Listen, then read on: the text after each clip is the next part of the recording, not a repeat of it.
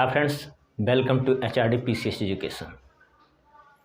आज इसमें जो है हम आधुनिक भारत के इतिहास के बारे में आप लोगों को बताएंगे, जिसमें किस प्रकार से जो है मुगलों का साम्राज्य पतन की ओर आगे बढ़ता है। मुगलों का जो साम्राज्य था वो बहुत ही बड़ा था, लेकिन औरंगजेब की मृत्यु के बाद से ही उनका पतन धीरे धीरे शुरू हो गया। औरंगजेब की जब मृत्यु हुई तो उस समय उसका जो सैनिक व्यवस्था था, उसका जो साम्राज्य था, उसके प्रशासन करने में जो जो लोग उनकी वहाँ सेवाएं देते थे तो डगमगा गए थे। कह सकते हैं कि वहाँ की जो अर्थव्यवस्था भी कुछ डगमगा गई थी। और उसके बाद से जो है उसकी मृत्यु जब 1707 ईस्वी में औरंगजेब की जब मृत्यु होती है तो उसके बाद से उसके साम्राज्य को आगे बढ़ाने के लिए उनके 3 बेटों के बीच में जंग शुरू हो जाती है। औरंगजेब, ठीक, इस तीनों बेटों में एक होता है बहादुर शाह। उसका नाम है बहादुर शाह।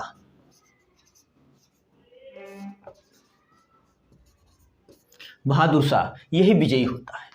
बहादुर शाह विजयी होता है, यही विजयी होता है। और इस मुगल साम्राज्य का जो है अस्तित्व इसी के हाथों में चला आता है। अर्थात वहां का बादशाह, मुगल साम्राज्य का ये बादशाह बनता है। बादशाह बनने के बाद उसकी कुछ नीतियां होती हैं। कूटनीति के आधार पर जो है वो बहुत से लोगों के साथ व्यवहार करता है और उसमें जो है वो मेल मिलाप जो होता है उसका व्यवहार सबसे पहले होता है। मेल मिलाप से पहले हम थोड़ा सा जान लें कि बहादुर शाह बहुत ही योग्य था। कैसा था? योग्य था, शैक्षिक, उसका शिक्षा दीक्षा बहुत ही अच्छी तरह से हुई थी और वो एक अनुभवी व्यक्ति था। योग्य तो था ही साथ में, लेकिन उसका जो उम्र थी वो 65 साल थी। 65 साल का हो गया था, वृद्धावस्था हो गया था, लेकिन फिर भी उसको बादशाह बनने की लालसा अभी बनी हुई थी। उसका मेन मकसद था कि अगर साम्राज्य को आगे बढ़ाना है तो सबसे पहले मेल मिलाप की भावनाओं को आगे बढ़ाना होगा। तो मेल मिलाप उसने जो किया वो बहुत से लोगों के साथ किया। हम एक एक करके सबसे पहले देखेंगे, क्योंकि मुगल साम्राज्य की जो सत्ता है उसको आगे बढ़ाने के लिए अब यही एक मेल मिलाप था। मेल मिलाप का मतलब है हिंदू, मुस्लिम, सिख, ईसाई, भारत के जितने भी नागरिक, जितने भी धर्म संप्रदाय के व्यक्ति थे, उनके साथ सद्व्यवहार और सहिष्णुता की भावनाओं को आगे बढ़ा करके ही चलना है। जिसमें उसमें था, जाट लोग थे, मराठे थे और बुंदेले सरदार थे।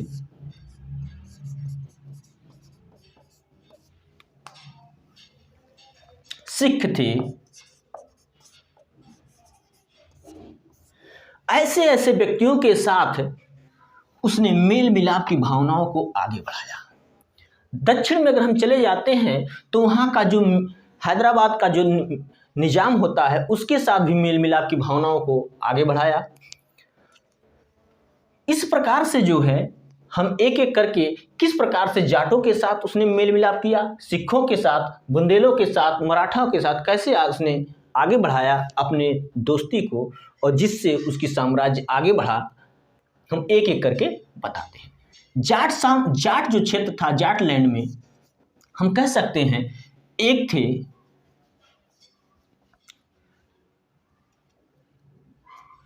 बुंदेला सरदार में, एक था छत्रसाल। बुंदेला सरदार में एक छत्रसाल था, उसके साथ उन्होंने मेल मिलाप की भावनाओं को आगे बढ़ाया। सिखों में थे गुरु गोविंद सिंह थे। गुरु गोविंद सिंह के साथ उसका मेल मिलाप की भावना अच्छी थी। और गुरु गोविंद सिंह के बाद जब उनकी मृत्यु हुई तो उसके बाद उनके जो शिष्य थे बंदा बहादुर को साथ उसकी मेल मिलाप की भावनाएं अच्छी नहीं थी। कुछ कारण था, क्योंकि इसका जो पहले से ही बंदा बहादुर के साथ रिश्ताएं कुछ गड़बड़ चल रही थी। किसका? बहादुर शाह की। तो इसीलिए जो है वहाँ के जो बंदा बहादुर थे, इससे जो है बहादुर शाह से नफरत करते थे, बहादुर शाह से नफरत करते थे। लेकिन फिर भी बहादुर शाह ने उन्हें मनाने की कोशिश किया, लेकिन वे माने नहीं। बाद में जो है बहादुर शाह के विरुद्ध जो है ये जो बंदा बहादुर थे, बंदा था, ये क्या कर देता है, इसके विरुद्ध जो है विद्रोह कर देता है। विद्रोह में बंदा बहादुर जो है बहादुर शाह के प्रति काफी आक्रामक रवैया अपनाता है और ये दिल्ली तक, पंजाब से लेकर दिल्ली तक के क्षेत्र को अपने कब्जे में कर लेता है। देखते हैं, जैसे अर्थात यहाँ पंजाब और दिल्ली के बीच में जो सतलज नदी है, पंजाब में सतलज नदी है और यहाँ पर यमुना नदी, इन दोनों के बीच में जो है ये बंदा बहादुर जो है क्या कर लेते हैं, कब्जा कर लेते हैं। तो बहादुर शाह जो है काफी आश्चर्यचकित में पड़ता है कि हाँ, ये तो जो है इन्होंने कब्जा कर लिया है। लेकिन ये भी जो है एक लोहगढ़ क्षेत्र होता है, लोहगढ़ क्षेत्र में ही लोहगढ़ किला पड़ता है। ये लोहगढ़ किला, इस पर कब्जा कर लेता है कौन? बहादुर शाह। बहादुर शाह इस पर कब्जा कर लेता है। ये पड़ता है पाकिस्तान वाले प्रांत के पंजाब क्षेत्र में। लोहगढ़ किला वहीं पड़ता है। बहादुर शाह इस पर कब्जा कर लेता है, लेकिन बाद में जो है बंदा बहादुर के जितने भी लोग थे वो आगे दिल्ली तक आ जाते हैं। बाद में जो है 1712 ईस्वी में इस लोहगढ़ पर जो है बंदा बहादुर के लोग क्या कर लेते हैं, कब्जा कर लेते हैं, अर्थात इसको भी जीत लेते हैं। अर्थात बहादुर शाह के हाथों से ये भी चला जाता है। अब तो ये तो रहा सिख की बात। अब हाँ, देखते हैं मराठा की बात करते हैं। सबसे पहले मराठा में जो थे, मराठों के साथ भी इसने मेल मिलाप की भावनाओं को आगे बढ़ाया। मराठा के जो भी सरदार थे इसी ने उनके साथ मेल मिलाप की भावनाओं को तो रखा, लेकिन उसके साथ साथ ही कुछ ऐसे नियम अपनाए, ऐसा दिमाग उसने लगाया कि ये सोचा कि मराठाओं को भी अपने कंट्रोल में रखते हैं। तो उसने जो है मराठा क्षेत्र में दो प्रकार के कर लगते थे पहले, जिसमें था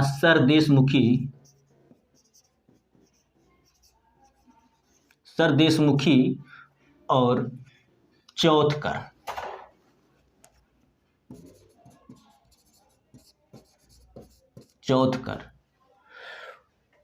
इसी बहादुर शाह ने सोचा कि अपने साम्राज्य को आगे बढ़ाना है तो हमें कुछ तो करना ही पड़ेगा। तो उसने सरदेशमुखी वसूलने का अधिकार तो मराठों को दे दिया, लेकिन चौथ कर वसूलने का अधिकार नहीं दिया। इससे मराठा लोग जो है काफी दुखी हुए, लेकिन फिर भी कर ही क्या सकते थे, वो भारत का बादशाह था। उसने सोचा कि हमें अगर कुछ आगे बढ़ाना है अपने साम्राज्य को, तो मराठाओं को जो है किसी न किसी तरीके से इन्हें लड़ाते रहें, तभी वो हमारा साम्राज्य आगे बढ़ सकता है। तो उसने क्या किया, जो साहू जी थे, बता देते हैं कि साहू जी और ताराबाई के बीच में जो है वैमनस्य तो पहले से ही था, इन दोनों के बीच में जो है विद्रोह को आगे बढ़वा दिया। ये दोनों जो है अपने राज्य के लिए अर्थात मराठा राज्य के लिए लड़ते थे, लेकिन इसने इस पर जो है कुछ नहीं किया। ये सोचता था कि ये दोनों आपस में लड़ते रहें। साहू जी ताराबाई, ये जो ताराबाई थी ये साहू जी की चाची थी। ताराबाई, ये दोनों एक ही वंश से थे, एक ही परिवार से संबंधित थे, फिर भी ये लोग जो है गद्दी के लिए, राज्य के लिए, अपने मराठा साम्राज्य के लिए आपस में लड़ा करते थे। धीरे धीरे वहां की जो है अर्थव्यवस्था भी डगमगा गई। ऐसे ऐसे जो है उसने मेल मिलाप की भावनाओं को किया, कहीं अच्छी तरह से दूसरे लोगों को ख्याल किया, कहीं जो है अपना कूटनीतिक चाल चली। तो इस प्रकार से जो है उसने आगे बढ़ाया। अब वहां की अर्थव्यवस्था कैसी थी हम आपको बता देते हैं।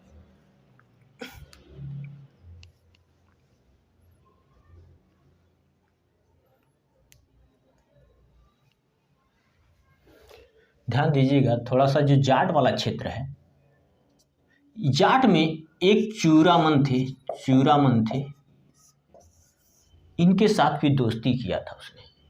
जाट जो थे, जाट में एक सरदार था चूरामन, उनके साथ भी बहादुर शाह ने दोस्ती किया था। और बुंदेला सरदार जो था वो छत्रसाल था, उस छत्रसाल के साथ भी दोस्ती किया था।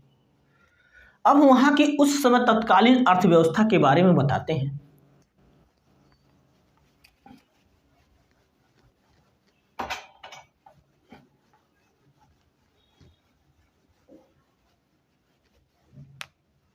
जैसे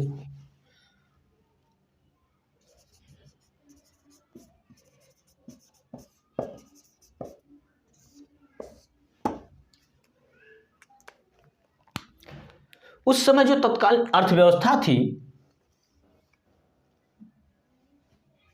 युद्ध के कारण से, आंतरिक कलह के कारण से जो है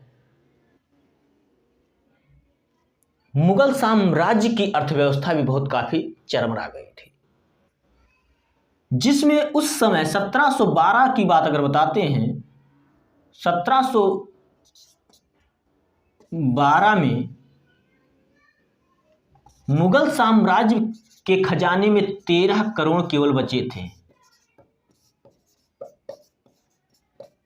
शेष बचे थे। और बहादुर शाह के मृत्यु के बाद ये 13 करोड़ भी समाप्त हो गए। जब बहादुर शाह की मृत्यु हुई तब ये भी समाप्त हो गया। कुछ कारण थे, हम बता देते हैं। इसकी अर्थव्यवस्था किस प्रकार से बदहाली के रास्ते पर आगे बढ़ा, हम बता देते हैं। उसने अपने साम्राज्य को बढ़ाने के लिए, किसने? बहादुर शाह ने अपने साम्राज्य को बढ़ाने के लिए जागीरें बांटना शुरू कर दी और पदोन्नति के रास्ते पर चल पड़ा। उसने बड़े बड़े सरदारों को पदोन्नत कराया, जागीरें दी, जिसके कारण से उसकी अर्थव्यवस्था जो है धीरे धीरे चरमरा गई। उसके खजाने में बहुत ही कम पैसा बचा, जिसके कारण से तत्कालीन अर्थव्यवस्था मुगल साम्राज्य की बहुत ही बेकार हो गई थी। बहादुर शाह की मृत्यु जब हो जाती है, उसके बाद उसके राज्य को लेने के लिए फिर गृह युद्ध शुरू हो जाता है। गृह युद्ध जब शुरू हो जाता है तो उसमें पहले तो कहते हैं कि पहले शहजादों के बीच में होता था युद्ध। शहजादों के बीच में जो है युद्ध होता था।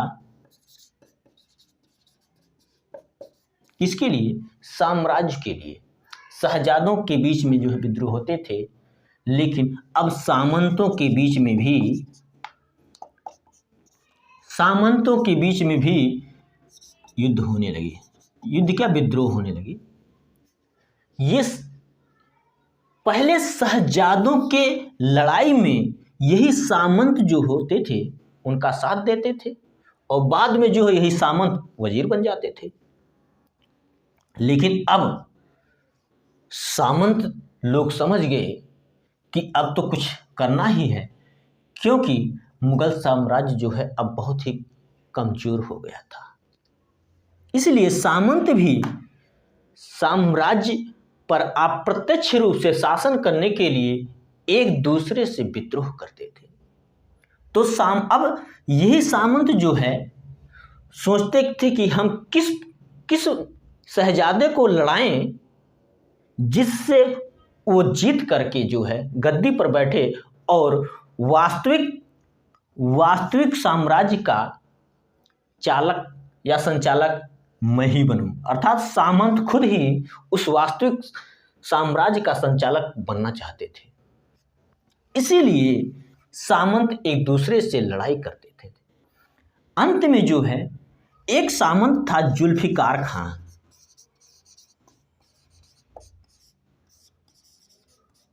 जुल्फिकार खां जो था बहुत योग्य, अनुभवी, शिक्षित, साहसी, पराक्रमी, इन गुणों से वो भरा था। उसने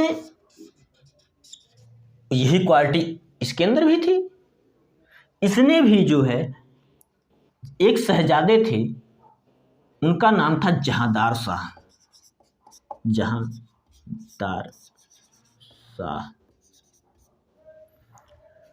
जुल्फिकार खां ने जहांदार शाह को लड़ाया और ये जहांदार शाह विजयी रहा, अर्थात जहांदार शाह जो है बाद में शासक बना।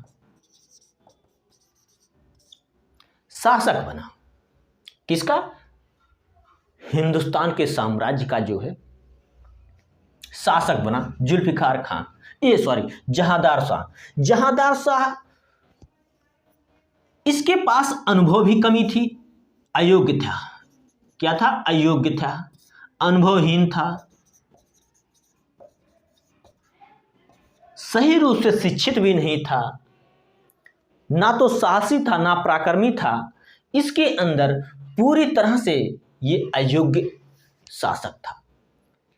तो जुल्फिकार खां ने यही सोचा कि जब ये अयोग्य है तो इस पूरे साम्राज्य को अगर आगे बढ़ाना है तो हमें ही आगे बढ़ करके आना होगा। इसके लिए उसने इसकी बातों को, अर्थात जहांदार शाह की बातों को बहुत तवज्जो नहीं देता था, बहुत ज़्यादा ध्यान नहीं देता था। उसने भी अब अपने आप को जो है यही मानता था कि जो है मैं ही इस साम्राज्य का अब मालिक हूँ, सर्वे सर्वा। कौन? जुल्फिकार खां जो सामंत था। उसने भी मेल मिलाप की भावनाओं को आगे बढ़ाया। इस पूरे साम्राज्य में जहांगीर के पतन के बाद जितने भी राजा या सामंत हुए हैं वे यही सोचते थे कि अब हिंदुस्तान के इस साम्राज्य को आगे बढ़ाना है तो मेल मिलाप की भावनाओं से ही आगे बढ़ सकता है। क्योंकि अलग अलग राजा जो थे अब जो है धीरे धीरे करके जो है इस साम्राज्य से, अर्थात मुगल साम्राज्य से वो अलग होना चाहते थे। और जब अलग हो जाते तो मुगल साम्राज्य की अर्थव्यवस्था चरमरा जाती, क्योंकि वहाँ से जो उन्हें लगान मिलते थे, कर मिलते थे, अब वो अगर वो अलग हो जाते तो उन्हें नहीं मिल पाती। इसीलिए तत्कालीन जो सामंत होते थे मेल मिलाप की भावनाओं को आगे बढ़ाते थे। तो जुल्फिकार खां भी यही मेल मिलाप को आगे बढ़ाया। मेल मिलाप में भी उसने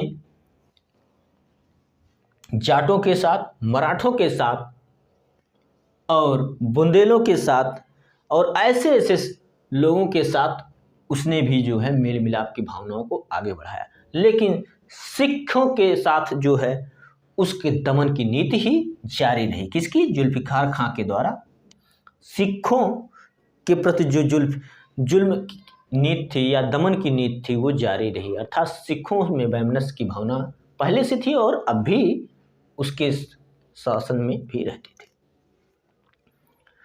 तो जुल्फिकार खां आगे बढ़ता है, एक दूसरे से मिलता है और अपने आप को वजीर घोषित करवाता है जहांदार शाह से, क्योंकि वही उसने राजा बनवाया था। वजीर बनने के बाद जो है अपना झंडा बुलंद करता है और उसके बाद जो है मेल मिलाप तो करता ही है, धीरे धीरे जो है वो जोधपुर के जो सरदार थे, जो सामंत थे, कह सकते हैं जोधपुर साइड के, जोधपुर के जो राजा थे जय सिंह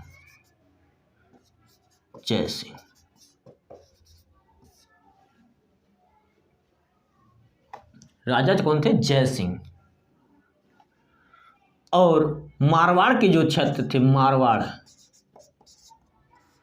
मारवाड़ के जो राजा विजय सिंह थे।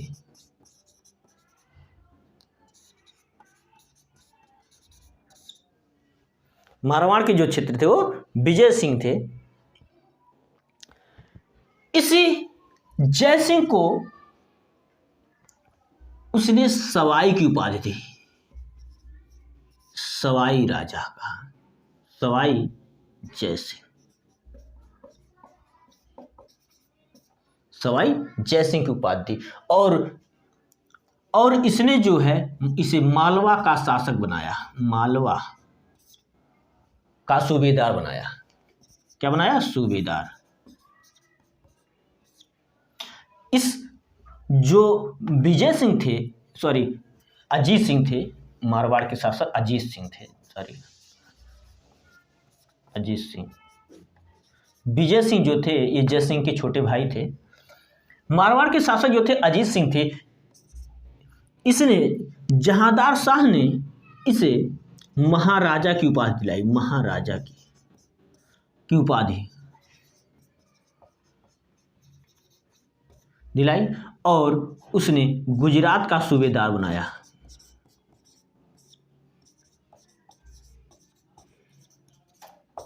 कहाँ का? गुजरात का सूबेदार बनाया।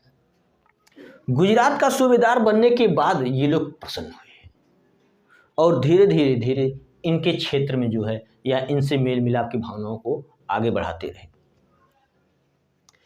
तो ये था जोधपुर की जो राजा थे उनसे किस प्रकार से इसका व्यवहार था और जो है जुल्फिकार खां ने किस प्रकार से जो है आगे बढ़ाया, उसके बारे में हमने जाना।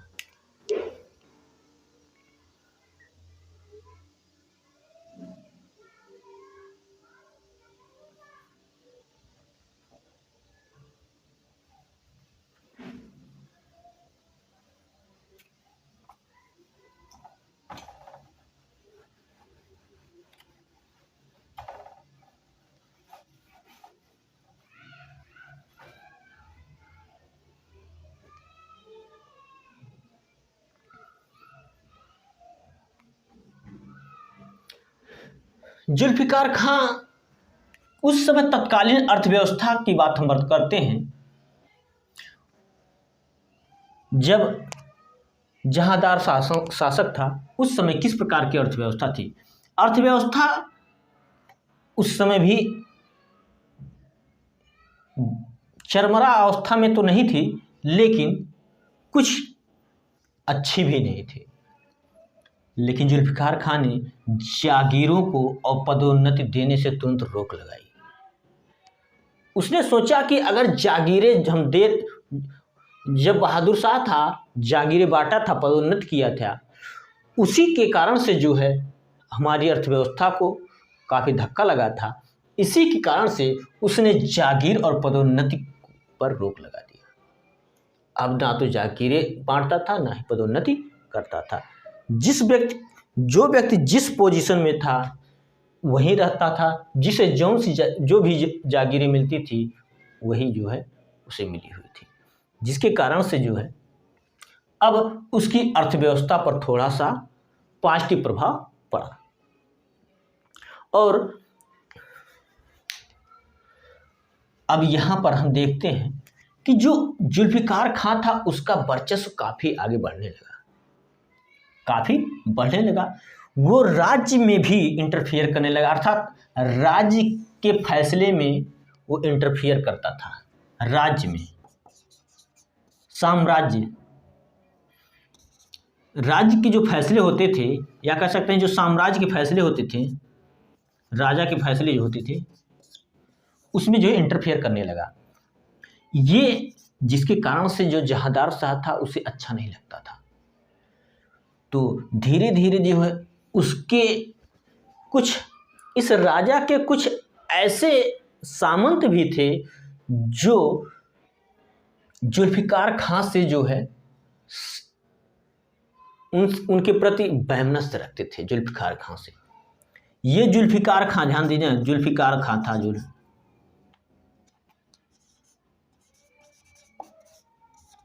और राजा और सामंत, ये जो सामंत होते थे इससे वैमनस्य रखते थे, और इसी के कारण से सामंतों ने राजा के कान भरने शुरू कर दिए। अर्थात सामंतों ने चापलूसी के द्वारा राजा को बताया कि जो है आपका जो वजीर है जुल्फिकार खां, वो जो है उसका कद बहुत ऊंचा हो गया है और वो आपका तख्ता पलट सकता है, अर्थात वो आपकी गद्दी को हथिया सकता है। राजा ने